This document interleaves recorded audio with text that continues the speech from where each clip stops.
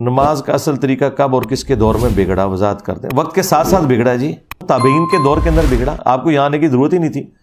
مسئلہ جو 70B میں نے 8 سے 10 سال پہلے ریکارڈ کرایا ہے, رفع الیدین سے متعلق فرقہ وارانہ نظریات کا تحقیقی جائزہ, اس میں نے اس کو ٹاپک بنایا. بھائی ادھر آ کے ہمیں کوئی ایسا سوال پٹ نہیں کرتا جو ہم 10 سال پہلے ریکارڈ نہیں کروا چکے.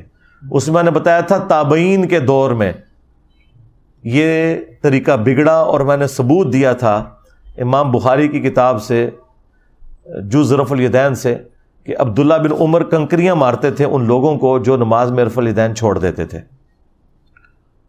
یعنی وہ جس طرح یہاں پہ بھی لوگ سستی کی وجہ سے بعض قومیں ہی چھوڑ دیتے ہیں نا, سمی اللہ لمن حمیدہ کہہ کے پورے کھڑے نہیں ہوئے, سجدے میں چلے گئے.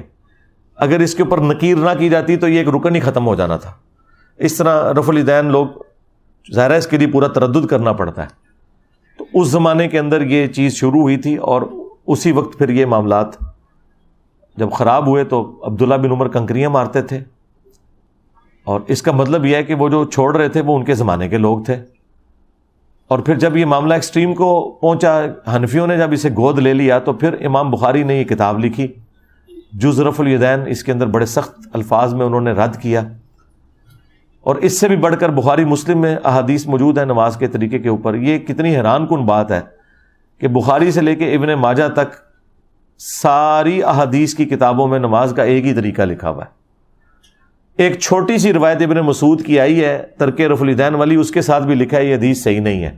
امام ابو داؤد نے لکھا, اور امام ترمذی نے اپنے استادوں کے بھی استاد جو تھے, بلکہ استادوں کے استادوں کے استادوں کے استاد عبداللہ ابن مبارک کا قول نقل کیا کہ جو رفع الیدین کرتا ہے اس کی حدیث ثابت ہے ابن عمر والی, اور جو رفع الیدین نہیں کرتا اس کی ابن مسعود والی حدیث ثابت ہی کوئی نہیں ہے.